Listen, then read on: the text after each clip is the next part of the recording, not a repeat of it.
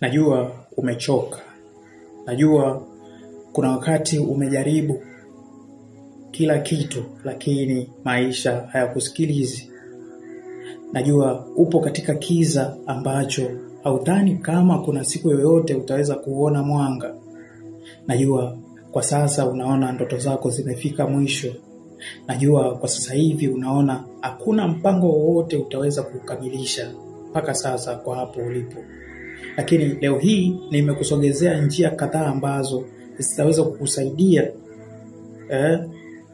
kukuinua unapokata tamaa. Zitakusaidia na kukuinua hasa unapohisi una hali ya kukata tamaa na kutoka katika mstari.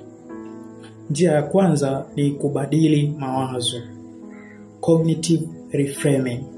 Tatizo si tu kinachotokea bali namna unavyokitizama hicho kitu unachopitia kwa sasa.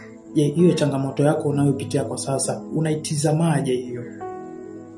Ndio maana kisaikolojia tunasema kwamba reframing ambayo ni kuona jambo kwa jicho tofauti. Badala ya kusema nimeshindwa, sema nimejifunza. Unapita katika changamoto ambayo umeona kwamba imekushinda kabisa. Usikubali kusema umeshindwa.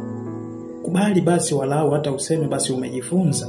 Ndio maana falsafa ya Stoicism inatuambia kwamba si mambo yenyewe yanayotutesa bali ni fikra zetu kuhusu mambo hayo.